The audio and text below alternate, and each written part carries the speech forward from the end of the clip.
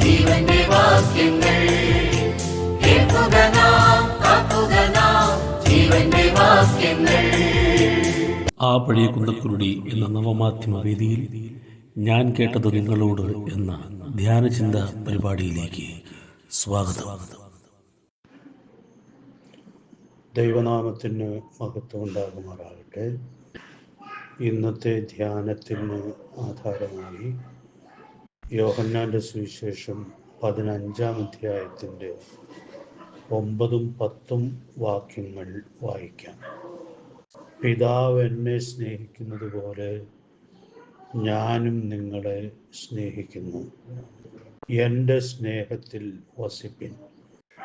ഞാൻ എൻ്റെ പിതാവിൻ്റെ കൽപ്പനകൾ പ്രമാണിച്ച് അവൻ്റെ സ്നേഹത്തിൽ വസിക്കുന്നത് പോലെ നിങ്ങൾ എൻ്റെ കൽപ്പനകൾ പ്രമാണിച്ചാൽ എൻ്റെ സ്നേഹത്തിൽ വസിക്കും.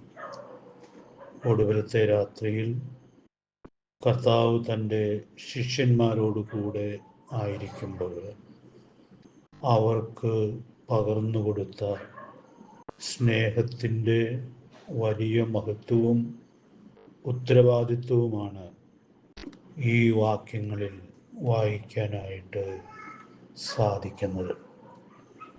നാം അനുഭവിക്കുന്ന സ്നേഹം എത്ര വലിയതാണ് എന്ന് ഇവിടെ കാണുകയാണ്. യോഹന്നാൻ 3-ാം അധ്യായത്തിൻ്റെ 1-ാമത്തെ വാക്യം ഇവിടെ ചേർത്ത് ഓർക്കാവുന്നതാണ്. കാൺമിൻ, നാം ദൈവമക്കൾ എന്ന് വിളിക്കപ്പെടുവാൻ പിതാവ് നമുക്ക് എത്ര വലിയ സ്നേഹം നൽകിയിരിക്കുന്നു. നമുക്ക് ലഭിച്ച സ്നേഹത്തിൻ്റെ വലിപ്പം 9-ാമത്തെ വാക്യത്തിൽ കർത്താവ് വെളിപ്പെടുത്തുകയാണ്. ദൈവിക തൃത്വത്തിൽ പിതാവ് പുത്രനെ സ്നേഹിക്കുന്നത് പോലെയാണ് പുത്രൻ നമ്മെ സ്നേഹിക്കുവാൻ ഇടയായിട്ട് തീർന്നത്.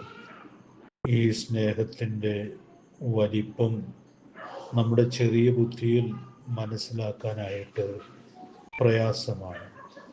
നാം കർത്താവിനോട് കൂടെ നിത്യതയിലായിരിക്കുമ്പോൾ ഇതിൻ്റെ മഹത്വം കൂടുതൽ മനസ്സിലാക്കാനായിട്ട് നമുക്ക് സാധിക്കും. പ്രിയ ദൈവമക്കളെ, നാം എത്ര വലിയ സ്നേഹമാണ് അനുഭവിക്കുവാൻ ഇടയായിട്ട് തീരുന്നത്. ഈ സ്നേഹത്തിന് മനസ്സിലാകുന്ന ചില തലങ്ങൾ നമ്മൾ സാധാരണ ഓർക്കാറുണ്ട്. പിതാവ് തൻ്റെ പുത്രനെ ലോകത്തിലേക്ക് അയച്ചപ്പോൾ നമ്മോടുള്ള സ്നേഹം പ്രത്യക്ഷമാവുകയായിരുന്നു. ആ പുത്രനെ ക്രൂശിൽ മരണത്തിന് വേണ്ടി ഏൽപ്പിക്കുമ്പോൾ ആ സ്നേഹം പ്രദർശിപ്പിക്കപ്പെടുകയായിരുന്നു. എന്നാൽ അതിനേക്കാളൊക്കെ അപ്പുറമായ സ്നേഹത്തിൻ്റെ അളവാണ് ഈ വാക്യത്തിൽ നമ്മുടെ കർത്താവ് വെളിപ്പെടുത്തുന്നത്. അതുകൊണ്ട് ഈ വലിയ സ്നേഹം അനുഭവിക്കുന്ന നമുക്ക് ആ സ്നേഹത്തിൽ തൃപ്തിയുള്ളവരായി ജീവിക്കാനുള്ളതായ വലിയ ഉത്തരവാദിത്വമുണ്ട്. അത് ഉൾക്കൊള്ളുവാൻ ദൈവാത്മാവ് നമ്മെ സഹായിക്കട്ടെ. മറ്റൊരു സത്യം നാം ഇവിടെ കാണുന്നത്, ശിഷ്യന്മാർക്ക് എത്ര വലിയ ഉത്തരവാദിത്വമാണ് കർത്താവ് നൽകുന്നത്. എൻ്റെ സ്നേഹത്തിൽ വസിപ്പിൻ. കർത്താവ് ഏറ്റവും വലിയ സ്നേഹം നൽകിയിട്ട് അവരോട് ഓർപ്പിക്കുകയാണ്, നിങ്ങൾ എൻ്റെ സ്നേഹത്തിൽ വസിക്കണം. അതുകൊണ്ട് ആ സ്നേഹത്തിൽ നിന്ന് നാം വ്യതിചലിച്ചു പോയിട്ടുണ്ടോ, വീണുപോയിട്ടുണ്ടോ എന്നുള്ളത് സൂക്ഷ്മതയോടെ പരിശോധിക്കാനായിട്ട് സാധിക്കട്ടെ. ആദ്യ സ്നേഹം വിട്ടുകളഞ്ഞു എന്നൊരു കുറ്റം എഫെസോസ് സഭയുടെ മേൽ ആരോപിക്കുന്നത് നാം വെളിപ്പാട് പുസ്തകം 2-ാം അധ്യായത്തിൽ വായിക്കുന്നുണ്ടല്ലോ. നമ്മുടെ ഭാഗത്ത് അത് വരുന്നില്ലെന്നുള്ളത് സൂക്ഷ്മതയോടെ ഉറപ്പുവരുത്താം. നമ്മുടെ കർത്താവിൻ്റെ സ്നേഹത്തിൽ വസിക്കുവാൻ ആ കർത്താവിനെ ഉണ്മയായിട്ട് സ്നേഹിച്ച് ഓരോ ദിവസവും പിന്നിടുവാൻ ദൈവാത്മാവ് നമുക്കേവർക്കും ധാരാളം ദൈവകൃപ നൽകട്ടെ. ഇതെങ്ങനെ സാധിക്കും എന്നുള്ളതിൻ്റെ ഉത്തരം നമ്മുടെ കർത്താവ് അടുത്ത വാക്യത്തിൽ വെളിപ്പെടുത്തുന്നുണ്ട്. എത്ര വലിയ മാതൃകയാണ് 10-ാമത്തെ വാക്യത്തിൽ നാം കാണുന്നത്. ഞാൻ എൻ്റെ പിതാവിൻ്റെ കൽപ്പനകൾ പ്രമാണിച്ച് അവൻ്റെ സ്നേഹത്തിൽ വസിക്കുന്നു. നമ്മുടെ കർത്താവ് ഈ ഭൂമിയിലായിരുന്നപ്പോൾ കർത്താവിനുണ്ടായിരുന്ന ഏറ്റവും പ്രധാനപ്പെട്ട ലക്ഷ്യം പിതാവിനെ പ്രസാദിപ്പിക്കണം എന്നുള്ളത് ആയിരുന്നു. അതുകൊണ്ട് പിതാവിനെ പ്രസാദിപ്പിക്കാനായിട്ട് പിതാവിൻ്റെ ഇഷ്ടം പൂർണ്ണമായിട്ടും നിവർത്തിക്കുന്ന പുത്രനെയാണ് നമുക്ക് തിരുവെഴുത്തിൽ ഉടനീളം കാണാനായിട്ട് സാധിക്കുന്നത്. പുത്രൻ പിതാവിൻ്റെ കൽപ്പനകൾ പ്രമാണിച്ച് അവൻ്റെ സ്നേഹത്തിൽ വസിക്കുകയായിരുന്നു. ഈ സുവിശേഷം തന്നെ 14-ാം അധ്യായത്തിൻ്റെ 31-ാമത്തെ വാക്യത്തിൽ നാം ഇങ്ങനെ വായിക്കുന്നുണ്ട്: ഞാൻ പിതാവിനെ സ്നേഹിക്കുന്നു എന്നും പിതാവ് എന്നോട് കൽപ്പിച്ചതുപോലെ ഞാൻ ചെയ്യുന്നു എന്നും ലോകം അറിയട്ടെ. എഴുന്നേൽപ്പിൻ, നാം പോകാം. പിതാവിനെ അനുസരിക്കുന്ന പുത്രൻ്റെ മനോഹരമായ മാതൃക നാം കാണുകയാണ്. ഫിലിപ്പ് ലേഖനം 2-ാം അധ്യായത്തിൽ വായിക്കുന്നത് പോലെ നമ്മുടെ കർത്താവ് പിതാവിനോടുള്ള അനുസരണത്തിൽ മരണത്തോളം, ക്രൂശിലെ മരണത്തോളം ആ അനുസരണത്തെ വെളിപ്പെടുത്തി എന്നുള്ളത് നമുക്ക് ഉൾക്കൊള്ളുവാനായിട്ട് സാധിക്കുകയാണ്. അപ്പോൾ കർത്താവിൻ്റെ വലിയ മാതൃക നമുക്കിവിടെ ഉൾക്കൊള്ളാനായിട്ട് സാധിക്കുകയാണ്. എന്നിട്ട് തൻ്റെ ശിഷ്യന്മാരോട് പറയുകയാണ്: ഞാൻ എൻ്റെ പിതാവിൻ്റെ കൽപ്പനകൾ പ്രമാണിച്ച് അവൻ്റെ സ്നേഹത്തിൽ വസിക്കുന്നത് പോലെ നിങ്ങൾ എൻ്റെ കൽപ്പനകൾ പ്രമാണിച്ചാൽ എൻ്റെ സ്നേഹത്തിൽ വസിക്കും. അതുകൊണ്ട് കർത്താവിൻ്റെ സ്നേഹത്തിൽ വസിക്കണം എന്ന് വരികിൽ കർത്താവിൻ്റെ കൽപ്പനകളെ കൃത്യമായിട്ടും പ്രമാണിക്കാനായിട്ട് കഴിയണം. യോഹന്നാൻ 14-ന്റെ 15, 21, 23, 24 വാക്യങ്ങളൊക്കെ ഈ വലിയ സത്യത്തിൻ്റെ പ്രകാശനമാണ്.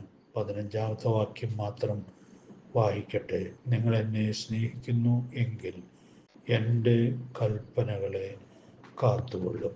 അതുകൊണ്ട് കർത്താവിൻ്റെ കൽപ്പനകളെ കൃത്യമായി അനുസരിച്ച് കർത്താവിൻ്റെ സ്നേഹത്തിൽ വസിക്കാനായിട്ട് സാധിക്കട്ടെ.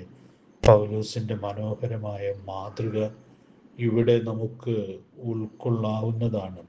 ഞാൻ ഇന്നയോളം സ്വർഗീയ ദർശനത്തിന് അനുസരണക്കേട് കാണിച്ചിട്ടില്ല. കർത്താവ് നമുക്ക് നൽകി തന്നിട്ടുള്ള ഈ വിലപ്പെട്ട കൽപ്പനകളെ ഏറ്റവും കൃത്യമായിട്ട് ആചരിച്ചുകൊണ്ട് നമ്മുടെ കർത്താവിനുള്ള സ്നേഹം വെളിപ്പെടുത്തുവാൻ നമുക്ക് സാധിക്കട്ടെ.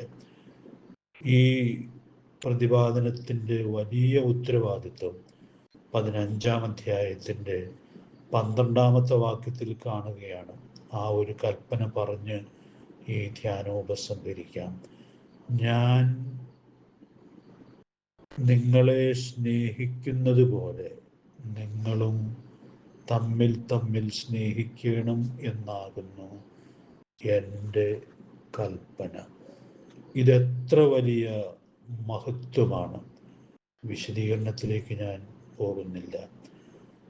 പുത്രൻ നമ്മെ സ്നേഹിച്ചതുപോലെ നമുക്ക് അന്യോന്യം സ്നേഹിക്കുവാൻ കഴിയേണ്ടിയിരിക്കുന്നു. ഈ പ്രസംഗത്തിൻ്റെ തുടക്കത്തിൽ കർത്താവ് ഈ കൽപ്പന ഒരു പുതിയ കൽപ്പനയായി നൽകുന്നുണ്ട്. യോഹന്നാൻ 13-ന്റെ 34-ാമത്തെ വാക്യം: ഞാൻ നിങ്ങളെ സ്നേഹിച്ചതുപോലെ നിങ്ങളും തമ്മിൽ തമ്മിൽ സ്നേഹിക്കണം. ഈ കൽപ്പനയോട് അനുസരണം കാണിച്ചാൽ നമ്മുടെ കുടുംബാന്തരീക്ഷം എത്രയോ മഹത്തരമായി മാറുവാൻ ഇടയായിട്ട് തീരും. ദൈവത്തിൻ്റെ കുടുംബമായിരിക്കുന്ന സഭയിൽ ഈ കൽപ്പനയോട് അനുസരണം കാണിക്കാൻ ഇടയായിട്ട് തീരുന്നത് ഒരു സ്ഥലം സഭ മഹത്വപൂർണമായ സാക്ഷ്യം നൽകുന്നതിന് മുഖാന്തരമായിട്ട് തീരും. നിങ്ങൾക്ക് തമ്മിൽ തമ്മിൽ സ്നേഹമുണ്ടെങ്കിൽ നിങ്ങൾ എൻ്റെ ശിഷ്യന്മാരെന്ന് എല്ലാവരും അറിയും. അതുകൊണ്ട് ഈ വലിയ കൽപ്പന അറിയുന്നവരായി നമ്മുടെ കർത്താവിനെ സ്നേഹിക്കുവാൻ, കർത്താവിൻ്റെ സ്നേഹത്തെ അന്യോന്യ സ്നേഹത്തിൽ പ്രതിഫലിപ്പിച്ച് ജയാളികളായി സാക്ഷ്യം വഹിക്കുവാൻ ഈ വചനത്തിലൂടെ സ്വർഗത്തിലെ ദൈവം നമ്മെ എല്ലാവരെയും അനുഗ്രഹിക്കട്ടെ. കർത്താവിൻ്റെ വിലയേറിയ നാമം വാഴ്ത്തപ്പെടുമാറാകട്ടെ.